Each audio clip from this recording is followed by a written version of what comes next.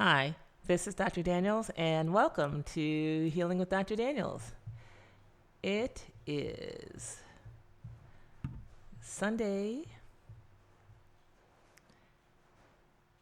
December 8th, 2019, and today's topic is equal rights harming you? Yes, could be even killing you. What if social inequality was a good thing? So today we're going to talk about equal access and how equal access could be, well, killing you. So we don't want that to happen to you. Now you're probably wondering why I'm so close to the microphone. I've got a lot of feedback about the microphone, and that the sound is much better when I'm close to the microphone. So we're getting a little closer. So equality in healthcare, will it make you healthier? Now there's the question. Now, other questions, what if social inequality was a good thing? What if a group that was disadvantaged had the better outcome? What if the group that had the more advantage, more healthcare, had the worse outcome? Well, let's just take a look at it. Now let's, take a look on the bright side here. And for the bright side, we can look at the Khan, K-H-A-N, Khan Academy. And they have a lot of information, super positive stuff. And they talk about social inequality and how it's a bad thing. Now, in all fairness, as always, I like to talk about what prompted today's topic. So what prompted today's topic was an article in Medical News Today. See if we can get a date on this. I don't see a date on this, but it's 2019, and it says, people are living longer despite care inequalities. They don't even say healthcare. So the World Health Organization report that life expectancy has increased by 5 years, but data, that means somebody counted, shows inequalities in access to health services among countries. And despite this, people are living longer in all countries, even the ones with health inequalities. And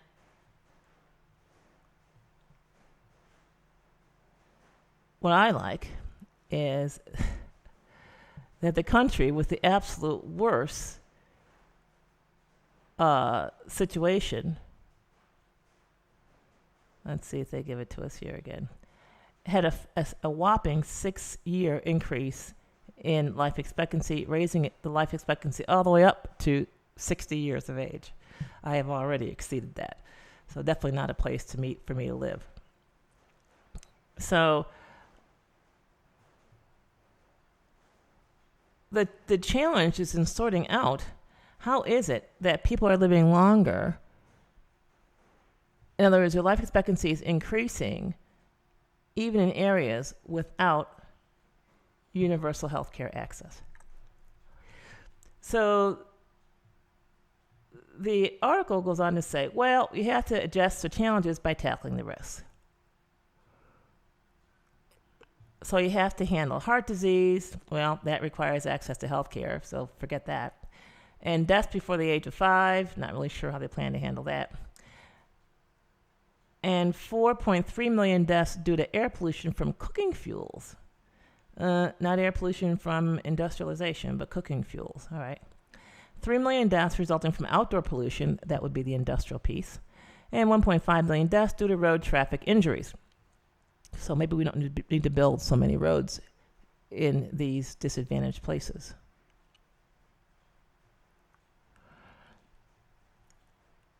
And those are the things they talk about. The big deal here, though, is that providing additional health care doesn't seem to be necessary to increasing life expectancy. So I said to myself, well, let's take a look at this. If that's the case, then we people in the first world are spending an awful lot of money on a very low yield area. So let's look at the Khan Academy. And it's really important when looking at these things to carefully listen to what they say. So the Khan Academy feels that social equality is very, very important. Now, they've even done a whole video on it, and you can find it at www.khanacademy.org /. And so they describe things as a pyramid, and that at the top of the pyramid, you have people with more money and more access to healthcare. That's a small number of people. At the bottom of the pyramid is the rest of us blokes with supposedly less money and less access to healthcare, and of course, less life expectancy. All right. So the video accurately states the facts. Health facilities are more likely to be located in wealthier communities. Now, the listener is left to draw the erroneous cause and effect relationship. But the cause and effect relationship is that if you have a wealthier community, then for-profit healthcare facilities are going to locate there. Now, what they don't say in the video is in very poor areas, inner city ghettos with the highest disease burden, let's say, or lowest life expectancy, is where the teaching hospitals, the best hospitals, are located. So that is omitted. But they do go on to say that housing does not protect people from the elements, poor people. They have poor housing. And this is true. And when I researched life expectancy as far back as 1978, it was. That's exactly what I found. That medical care has no impact on life expectancy, certainly not a positive one, and that housing is an important one. And they also mention overcrowding, where disease can spread. And in the United States, in poor neighborhoods, there really is not the overcrowding we see in other countries. So when I travel, I realize, oh my God, you have families living 5 people to a 10 by 10 foot room. And in the United States, because of housing codes and different laws, we really don't have that level of overcrowding. Also, poor diet. And when I researched life expectancy, poor diet is a huge, huge thing. And they mentioned food deserts. That's a new term coined for inner city areas. And these are areas, a food desert is where fruits and vegetables are not readily available. Now, I lived in a ghetto. I grew up in a ghetto. And people might call it a food desert because there's all these convenience stores. But back when I was a kid, everybody had a backyard garden. And if you didn't have a backyard garden to grow your collard greens, why, you were just ignorant. And so what has happened really nowadays is a lifestyle change, that people are not planting gardens. And these gardens can be backyard gardens, windowsill gardens. All it takes is 2 cups of dirt and you're in business. So the poor diet is definitely an issue. However, the poor diet in the United States is more one of choice. When I say one of choice, I mean, again, people, for whatever reason, have a cultural habit of getting their food from a grocery store or out of a package. And that's where the poor diet comes out of. And then, of course, there's jobs with dangerous environments, toxic exposures at work. And so a job with a dangerous environment cannot be fixed by healthcare. Seeing a doctor is not going to fix the environment at your job. And toxic exposures at work, such as miners breathing bad dust, is not going to be helped by healthcare. So you can see then the diet, the overcrowding, the housing, the dangerous job, toxic exposures at work, these things really do shorten your life expectancy. But none of them can be impacted by having better health care, or seeing a doctor more often, or taking a pill or a drug, or getting a surgery. And the video also goes on to say that African Americans, Native Americans, and Hispanics do not have access to health care. If they do have access to health care, it's lower quality health care. What? There's no such thing as lower quality health care. In the United States, how can there be? Every doctor is licensed. You have board certification. You have The hospital has to be certified. The clinic he works out of has to be certified by the government. Even the nurses are all certified. So what does it mean? It's not possible to have low quality health care in the United States. So I'm not sure what this is. So poor access, I mean, can't get health care. And lower quality health care when they do get it. I'm not sure what that means. Maybe it means they don't get follow-up visits. Now, she goes on to draw the conclusion that these people, African Americans, Native Americans, and Hispanics, have higher morbidity, that means disease, mortality, that means death, rates. And that's not true. We'll find that later. We'll later take a look at that. And so she goes on to say, when income, insurance, and access to health care are equal, people in lower socioeconomic status they still have a lower life expectancy. And so the real issue here is the socioeconomic status. And I interpret that to mean the value society places on the individual. And so the real issue then, in terms of your life expectancy, is not how to get more health care, but how to escape the low value society has placed on your particular life. And they go on to say that people with low socioeconomic status, we don't know what that is, but let's just say unimportant people, whoever they may be, do not get standard health care or health care for life-threatening conditions. So in other words, if you have a low social status, then you're not going to benefit from increased health care. So gender differences, men don't get vaccines or checkups, that's a negative on men, but the negative for women is that research on healthcare is done on men, not women, and so when these research results are applied to women, you can get negative effects. So it looks like men are harmed by not getting healthcare, is what they're saying here, and women are harmed by getting healthcare, all right?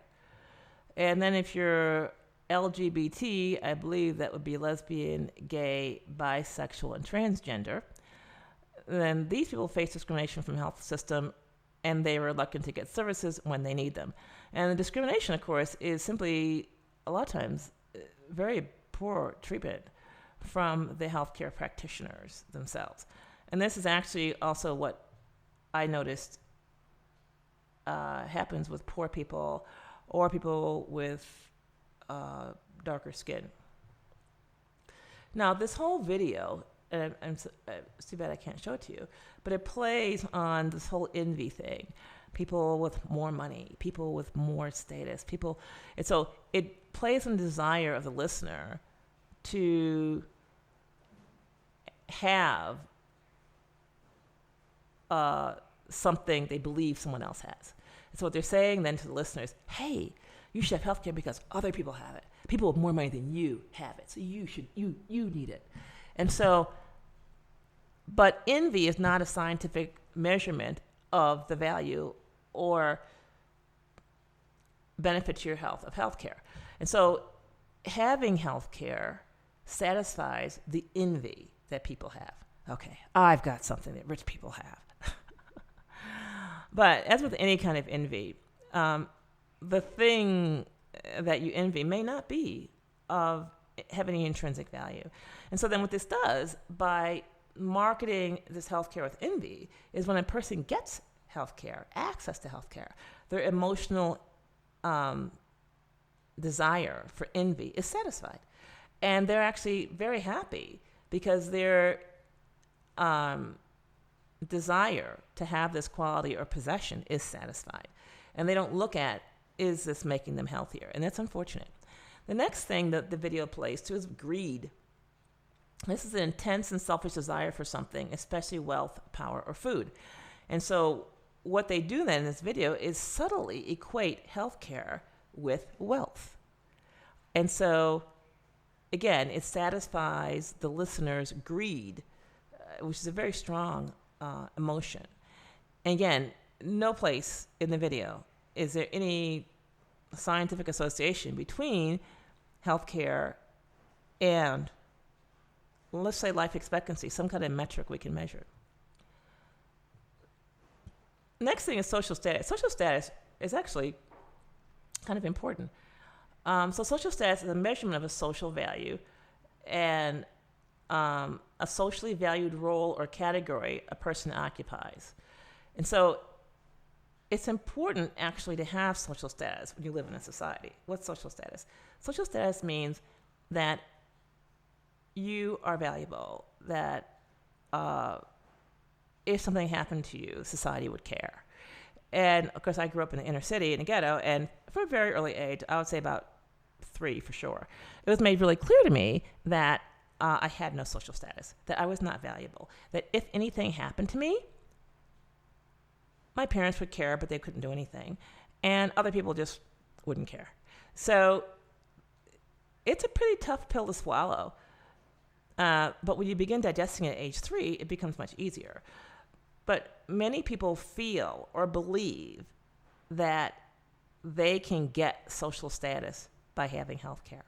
That health care, even the word care, is a signal that their social value in society is increased, and therefore society will protect them, and they will have a better life and a longer life. Unfortunately, there is no evidence of this. In other words, there's no evidence that healthcare produces this, although social status is important. Now, along with social status comes human rights. So human rights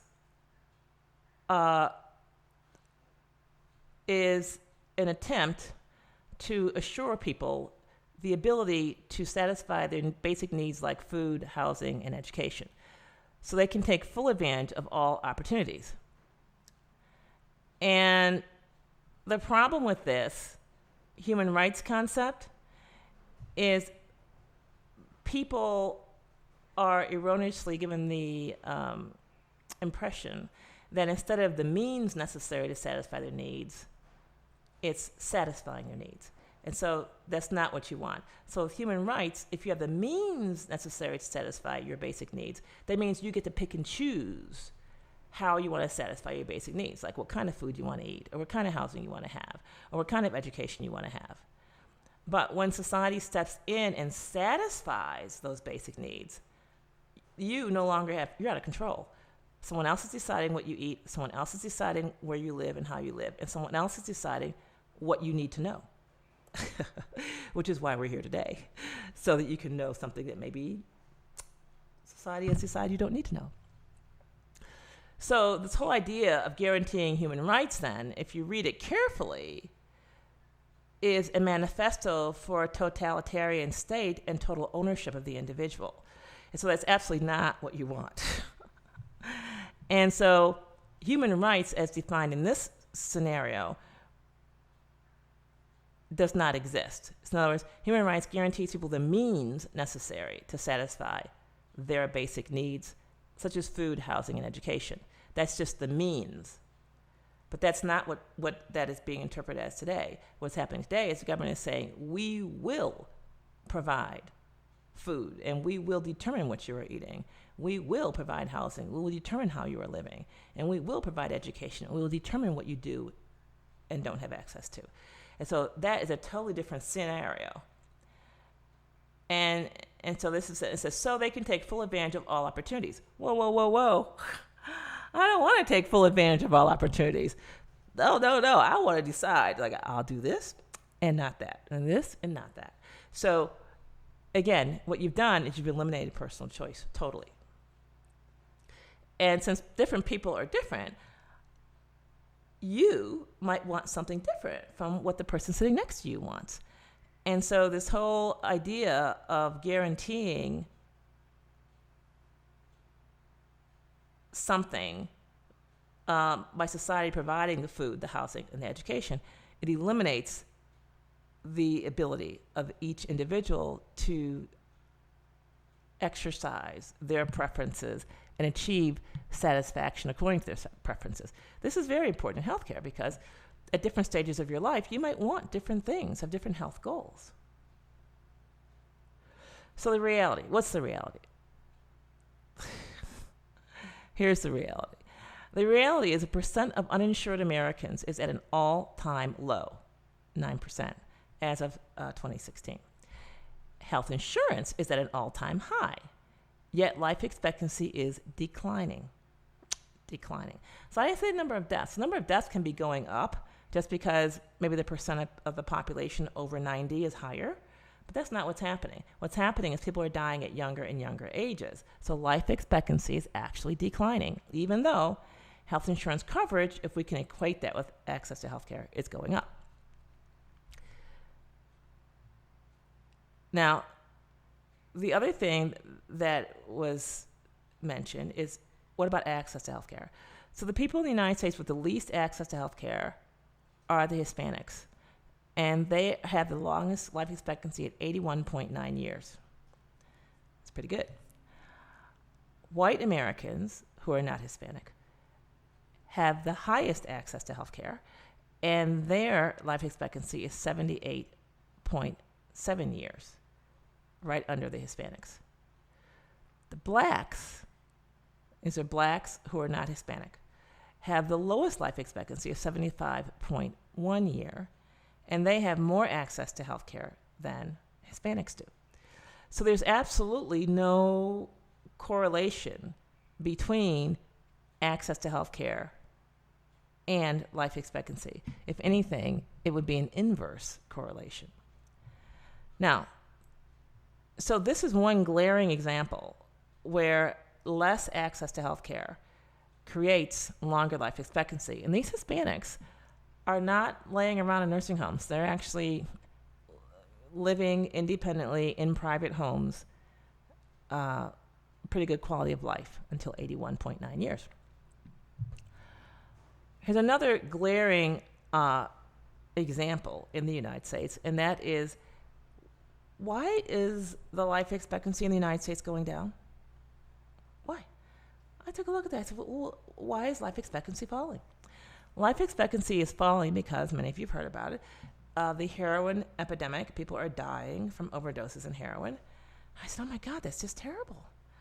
But wait, you have to ask yourself, I did anyway, where's the heroin coming from? What is it about the heroin that's more deadly? And how are they getting hooked on heroin anyway? Because when I was in medical school, which was 1979 to 83, there was practically no heroin on the streets. And in 4 years of medical school located in the middle of an inner city neighborhood, high drug use, we might have had one person come to the emergency room with a heroin overdose. One. And that person lived. So how is it now that there's heroin everywhere and people are hooked on it? So I looked this up. I checked it out. It turns out that 80% of the people who are hooked on heroin got hooked via narcotic prescriptions from their doctor. In other words, had they never had access to health care, they would not have been on heroin, and they'd be alive today. But wait, this one little thing, or big thing, the heroin epidemic, is in itself completely responsible for the decline in life expectancy. In other words, not to put too fine a point on it, but access to health care is the cause of decreased life expectancy in the United States. Yeah. And so, I talk to people all the time. I ask them if they've been to a doctor. I ask them, well, did you get a prescription for a narcotic? I am shocked at how many times they say, yes, the doctor offered me narcotics. And sometimes they accepted him and sometimes they didn't. But the narcotics death epidemic and lower life expectancy in the United States is totally from middle-aged white people who have access to health care who are dying as a consequence of that access. Now, the life expectancy has declined from 78.84 to 78.69. That does not sound like a big decline, but when you figure this decline is totally due to people dropping dead at the age of 40 to 54, then it's actually an underestimate of the life expectancy decline, and we're going to see this keep going down just because as the people keep moving forward, that's going to correct. And if the deaths from heroin continue, then the life expectancy will actually tumble. Now, I'd just like to point out there has never been a cause and effect relationship between access to health care and health. Because health is a personal improvement project. It's what you do.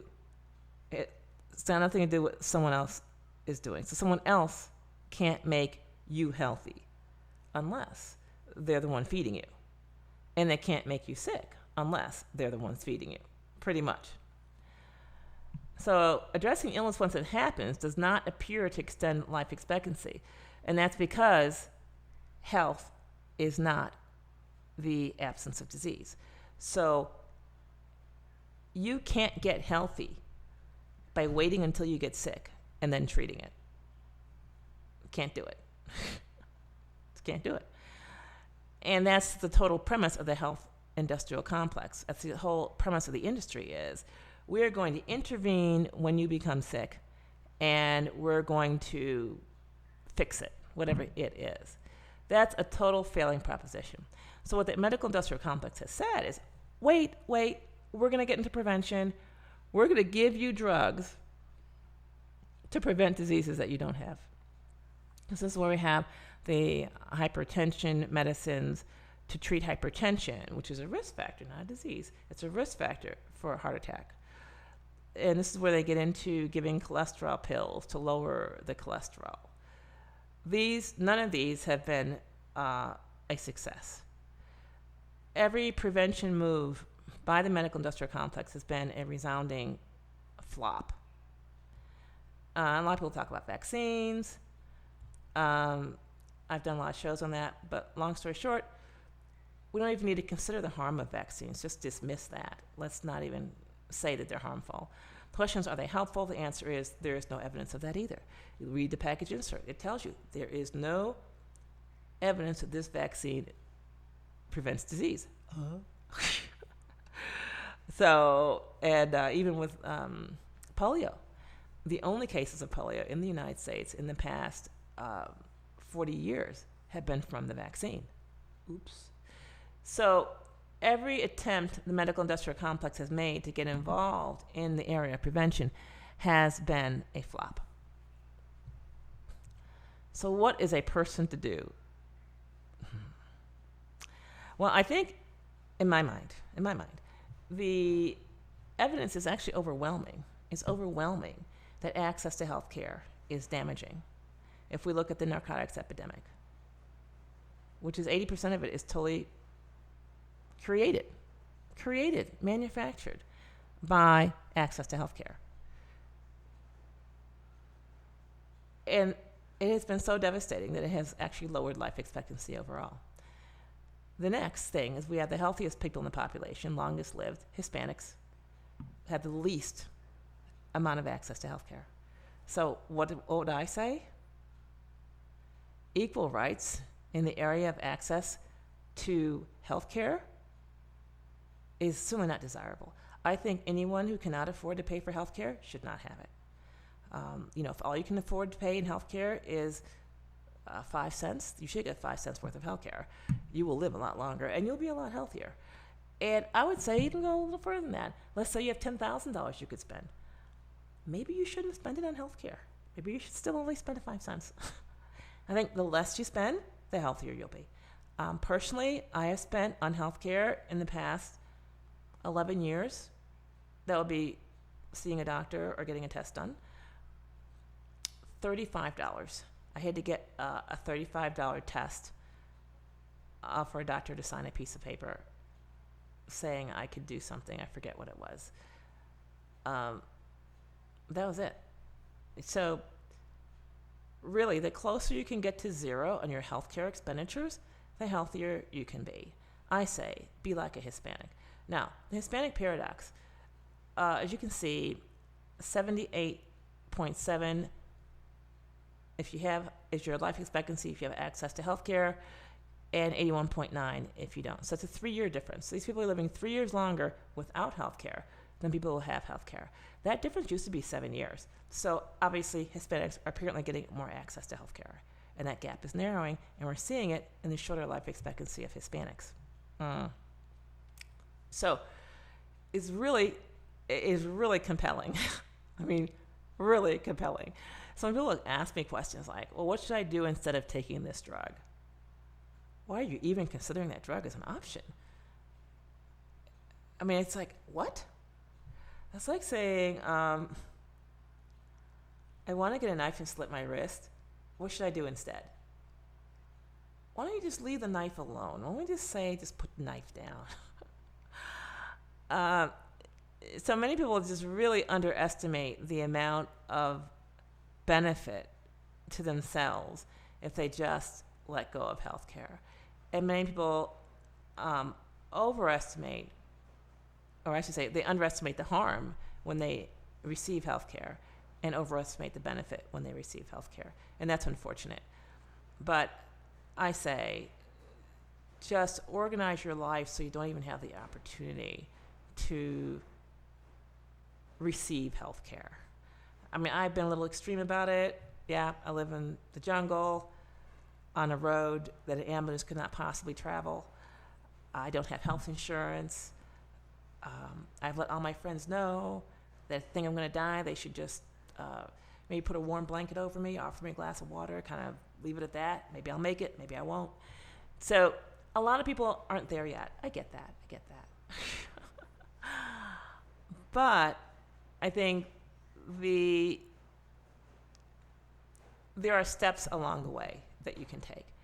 Number one is do not feel that health insurance is in your best interest, or that even health care is in your best interest, or that there's anything caring about health care, or there's anything healthy about health care. It just happens to be called health care. It's not healthy, and nobody cares. So once you realize it's simply called health care, just like this microphone is called maybe gray, doesn't have any meaning. It's just a word. It's just a label. It's not a substitute for caring. And if the government really cared about you, they would close all the hospitals. I mean, that's how bad the statistics are. And they would stop issuing licenses to doctors. That's if they cared. But they don't. There's no caring here. So that's okay. It's okay. That doesn't mean that you can't care. You can care about you.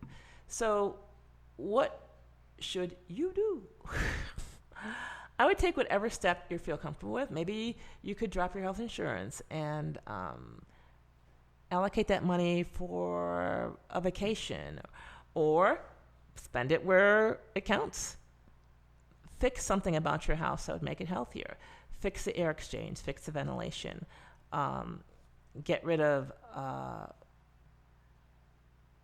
lead paint or whatever. Whatever improvement in your house might make it better. Maybe improve your water quality. Get a reverse osmosis filter. This is what the money you save from not having health insurance, okay? Because you can be as healthy as you want. You go to the doctor, it will not go well. So take the health insurance, whatever you're spending on it, and allocate it someplace else. So we know from research and studies, endless, nothing's changed from last time I researched it, when I first researched it rather, in the 70s. Improved quality of housing improves your health. So if you can have a comfortable indoor temperature year-round, whatever you have to do to arrange that, that's going to improve your health. If you can arrange your house so you're not inhaling dangerous fumes, that's going to help. If you can improve your food quality, a lot of people say eat organic, and I used to say eat organic, but now I say grow your own. So grow your own, and there are tons of indoor grow systems where you can grow lettuce, you can grow herbs, all kinds of stuff. And most people are spending between $6,000 and $20,000 a year on health insurance. You can get a very nice grow system for less than that. And take a look at what you're buying from the grocery store and grow that on your own. Separate yourself from the grocery store. Now, I live in a third world country, and people have chickens running all around everywhere. And so people literally raise their own meat. They raise their own chickens. I was walking down my road the other day, and literally somebody had cows tied to a tree by the side of the road. And the cows were just grazing, attached to the little tether, and they would sit down in the middle of the road when they wanted to rest. I guess the cars just drove around them. And, at some point, somebody who owns those cows, hopefully, is going to harvest them. But people raise their own meat, or whatever that is. Or, in a first world country, what the heck? You can get a little hydroponic system for your living room where you have fish swimming in the bottom, and they poop, feeding the plants that are above the fish. And you have a little cycle, and sometimes you can eat fish, and sometimes you eat plants with your fish. So there are ways to do this, but what you need to do is get control of your food supply. The organic label, the grass-fed label, they've all become pretty much meaningless. But the good news is, for less than what you're spending on health insurance, you can actually create an independent food supply. Now, for those of you who are younger, and maybe you can't even afford health insurance, no problem. Count yourself lucky. You don't need to have the discipline. You can just say, hey, I can't afford it. Not going to bother with it. And it'll work out like just major awesome. Now, I also do have a monthly course, which is Heal at Home, where I teach you how to handle any type of emergency and how to keep yourself healthy. And you can find out about that at vitalitycapsules.com/heal at home. Now, I would also like to say people need to reallocate their attitude. So get rid of your envy, your greed, desire for social status, or at least if you can't get rid of them, do not consider access to healthcare as a way to satisfy your need or satisfy envious feelings, satisfy feelings of greed, or satisfy a desire for social status, because it actually does the exact opposite. You should notice that when you enter a doctor's office, your social status goes down to just about zero. The doctor treats you like a child, which legally speaking you are. As far as greed goes, the healthcare system sucks the money out of you, does not give money to you. So it will not satisfy any need for greed. As far as envy, what happens with the healthcare system and a healthcare encounter is at least humiliation, if not outright assault. You're asked to take off your clothes and be naked in front of some stranger and allow them to poke their finger or instruments into every hole that you own. It's a pretty humiliating experience, not something to envy. So the marketing is that you should desire healthcare because other people, more important and rich than you, have it. So get rid of that notion. So you need to reprogram your brain to understand that healthcare is an industry like casinos. Now, casinos just happens to have a negative connotation. Healthcare just happens to have a positive connotation. However, healthcare has destroyed more people economically than casinos have. It's dangerous. So you cannot satisfy your envy by consuming healthcare. You cannot satisfy your greed by consuming healthcare, because healthcare will consume you, and it's designed to do that. And your social status.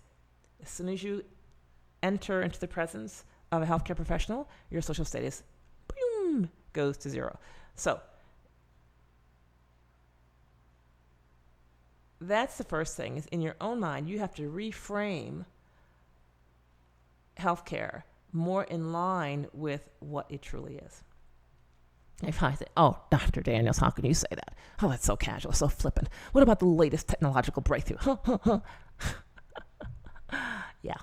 So this comes from really 30 years in the industry of experience, from actually going to medical school, passing my board certification exams, being personally the victim of 4 unnecessary surgeries that were presented to me at the time as life-saving and urgent and needed to be done.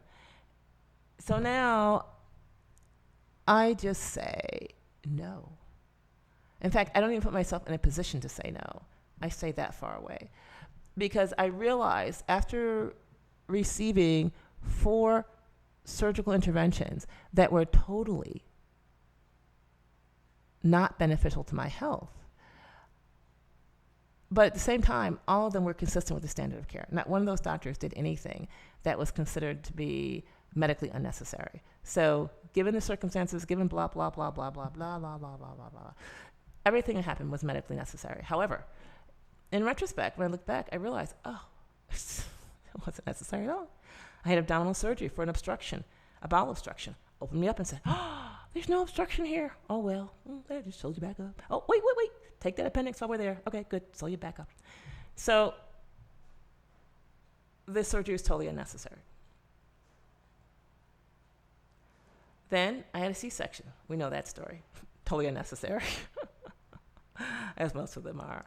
But then, of course, there's a complication of the C-section, which required another surgery. Yeah. Then, before that, there was the infertility surgery. And with what I know now, my infertility could have been easily reversed with a dietary change and a little bit of cleansing. But at the time, it appeared to be, that was the only option. And I say appeared to be because, of course, it was not the only option. I could have just chosen to do nothing. That's always an option. And people don't ever think of the option of doing nothing. So if I had done nothing when the C-section was recommended, I would have just had a healthy baby.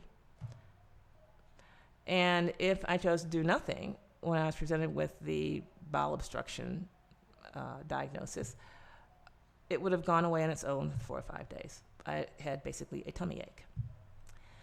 But this is healthcare. And my real problem was, unlike the video, was that I did have too much money. I did have too much health care.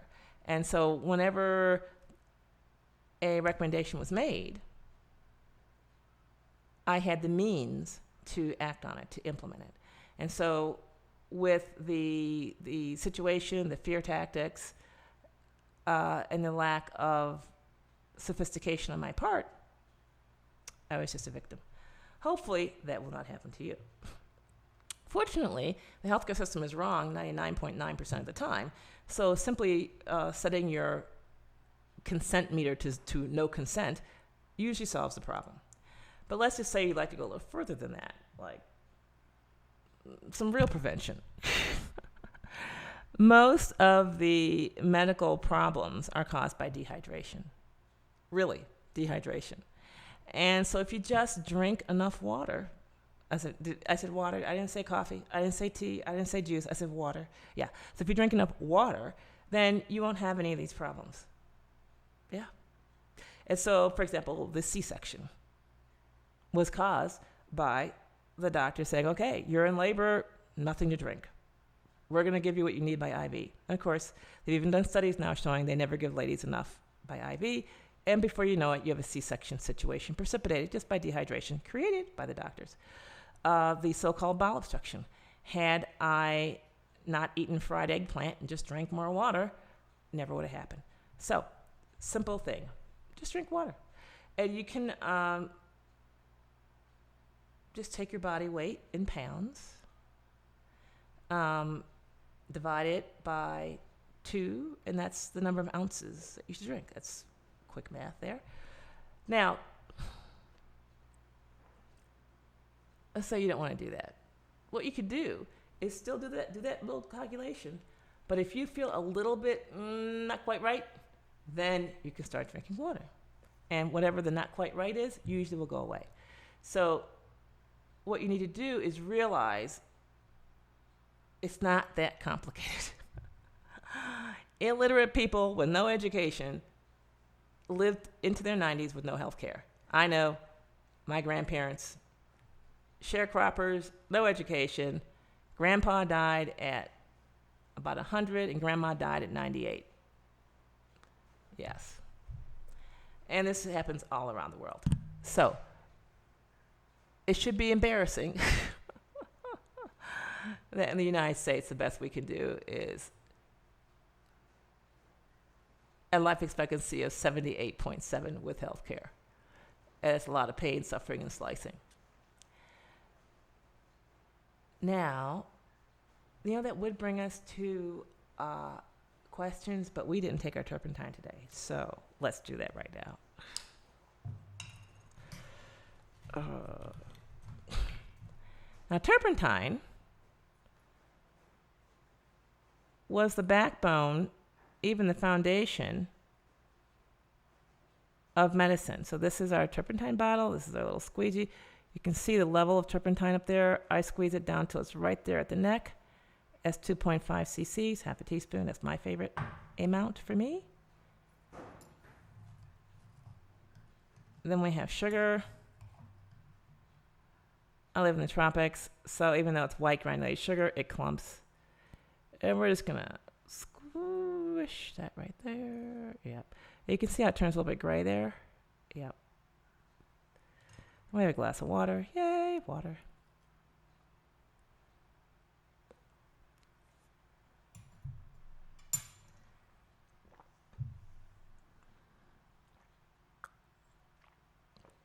That went down pretty easy. Then we have shilajit, black tar. Yay. Whoa. Again, because it's the tropics, this is pretty loose tar. But if you live in a colder climate area, it can be pretty stiff. All right, so there we go. Take a little bit here. All you need is 200 milligrams. And so that's about 200 milligrams. We have our water. Boom. Put it in our water. And hopefully I'll get around to drinking this at the end of the questions, or whatever point in the middle where I can see it's dissolved. A lot of people will take shilajit. What is shilajit? Shilajit is trace minerals. And I take these because it is the richest, in other words, has the greatest spectrum of trace minerals in it, of any trace mineral source on the planet. So a lot of people say, what about fulvic minerals? These are fulvic minerals, but they have a broader spectrum of trace minerals than the fulvic minerals out of Utah, which are the ones generally sold in the United States. And this is from Russia. Why do I take these? I take these because there are not enough trace minerals found in the food, number one. But number two, I drink distilled water. And so distilled water can leach trace minerals out. Reverse osmosis water as well. And so I just supplement with these. It works out really well.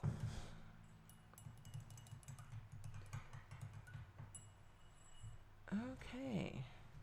Now we're going to do questions. Let's see what we got here. All right, so if you have a question that can't be handled in 100 words or less, you probably need an appointment. You can get appointments at vitalitycapsules.com/appointment. All right, so Carl has burning toes. He wants to know what he can do about these burning toes. We can cut right to the chase on this one. So Carl, the best way to get rid of burning toes is to just take your feet and soak them in 1 quart of castor oil. Usually 1 quart is enough. But I recommend a bread pan because that's closest to your feet and you need the lowest amount of castor oil to get the job done. So put each foot in a bread pan. And you want to pour in enough castor oil to cover the top of your foot. Let it set there for an hour or two. It'll pull the pain right out of your toes. Okay.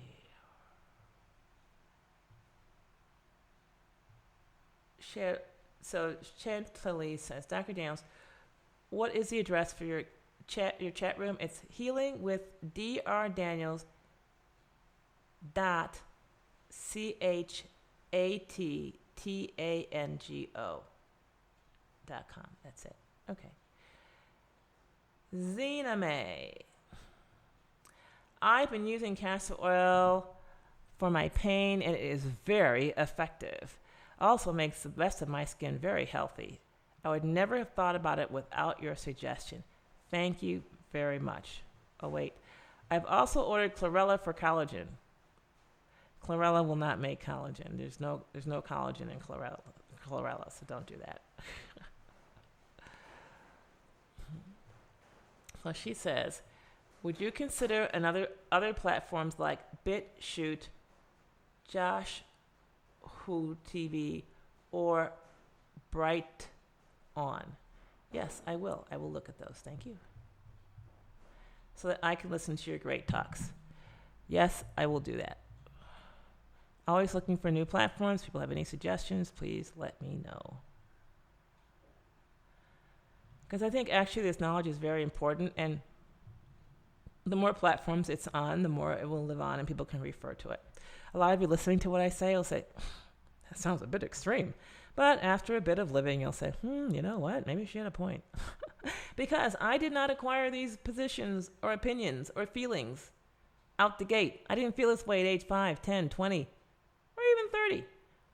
This is through experience, hoping that there was some good to be found in the medical industrial complex. And every time I trusted, being let down. Okay. Okay.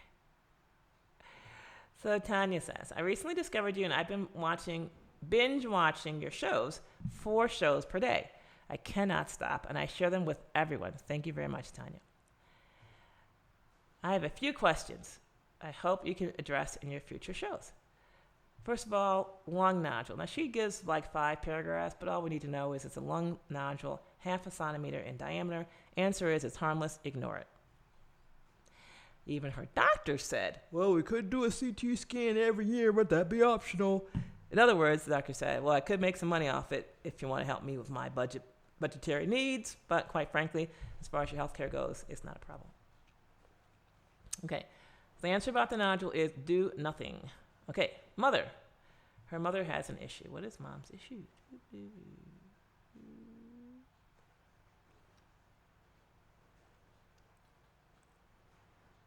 Okay, so mom has an adrenal adenoma on her adrenal glands, 2 on each kidney. And they monitor her once a year. Stop right now.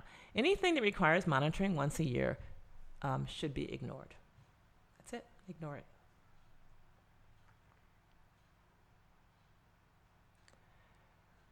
Okay.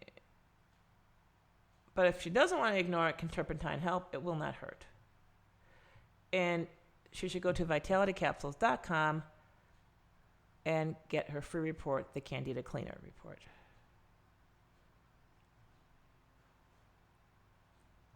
Irma says, what can you advise me to improve heart failure? That's easy. So I came home from work one day from my office. That was late, 6:30 or 7 o'clock in the evening, wintertime, Syracuse, New York. It was dark outside. I sat down on the couch, and there's a knock on the door. I answer the door, and it's my friend Debbie. We're exactly the same age, at the same birthday, grew up in the same street, 4 doors down. And she told me that her father's in the hospital and they're trying to kill him. I said, well, sounds bright. So what can I do? I want you to go save him. I said, not tonight. If he's alive in the morning, I will save him in the morning. Not promising anything, but I will be there in the morning. I mean, not promising any results, but I'll be there in the morning. So I went there, and sure enough, he had congestive heart failure, cardiac output of 10%. And they had unhooked him from everything. We're waiting for him to die, and he had 40 pounds of water on him. And he was totally delirious. He did not recognize anyone. And every time his heart beat, his head would bob. And he was all swollen with fluid. So just by changing his diet, 4 days later, he was walking around, no oxygen, no heart meds, demanding his keys and wanting to know what was going on. So I'll tell you just what I told him.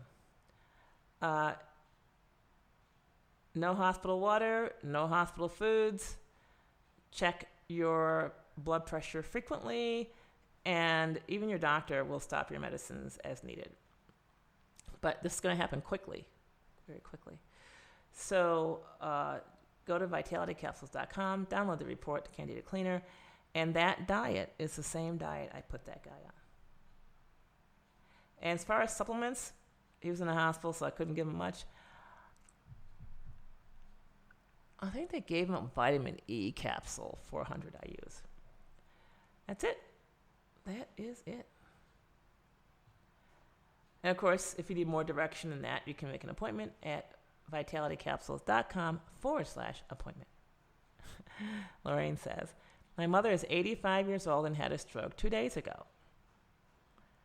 All right, so let's talk about why she had the stroke. So the question is, why did your mother have that stroke 2 days ago and not 2 weeks ago, right? That's a question. I would ask these questions in medical school, and they would say, medicine does not answer these questions. Those are questions, spiritual questions, better answered by a minister or something like that. Those are questions we don't concern ourselves with. I would say I'm not a minister, but that's not true. I'm an ordained minister. But I can tell you why she had the stroke 2 days ago. And knowing that, you can go forward, understand how to clear the stroke, and make sure she does not have another stroke. The cause of stroke is dehydration. That is it. If she'd had an extra glass of water an hour or two before her stroke, the stroke never would have happened. So that's the story on strokes. What can I give her to encourage her healing process? You can start giving her enough water, and the body will actually fix itself. So take your 85-year-old mother, put her on a scale, figure out how much she weighs, divide it by 2, and offer her that amount of water in ounces every day. I say offer. You don't want to force anything on an 85-year-old. But you'll see her get better and turn around very nicely.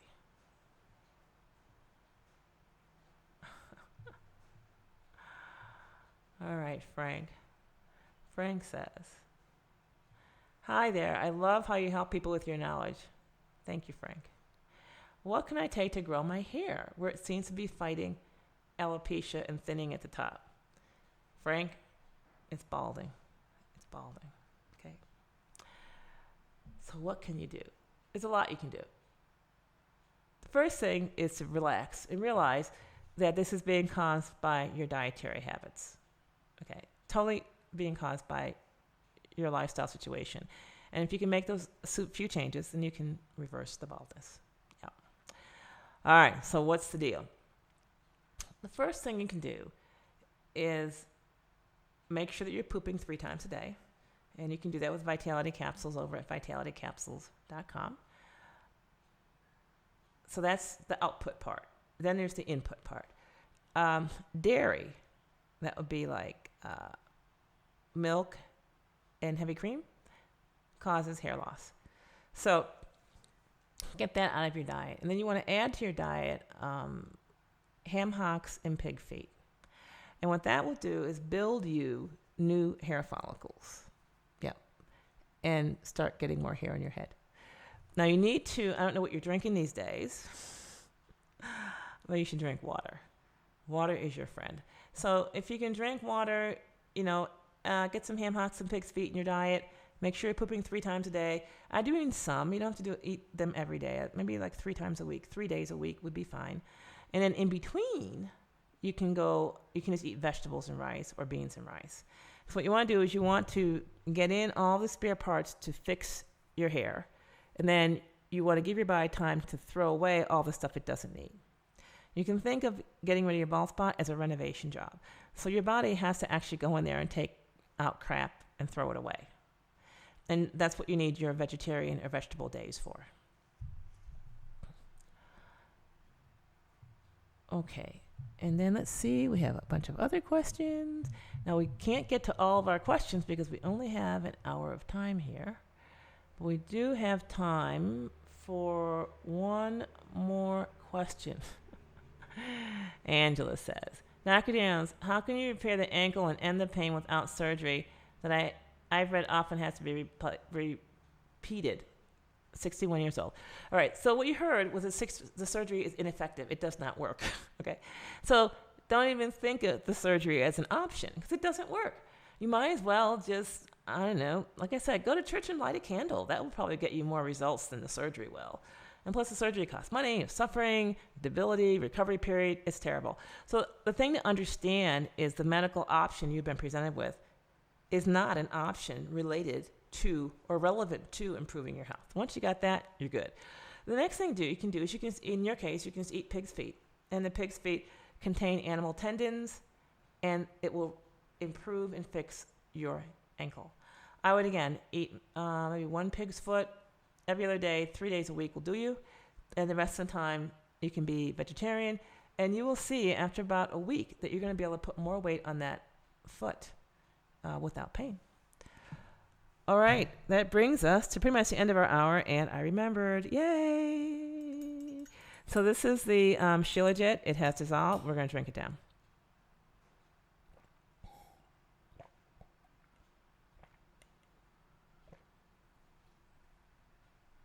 All right, Turpentine and Shilajit. Yay. And I take my Vitality capsules earlier in the day with my other supplements, actually with food. These, I don't need to take Shilajit or Turpentine with food. But the Vitality capsules you do, so I take them with food. All right, awesome. We will see you again next week. And as always, think happens.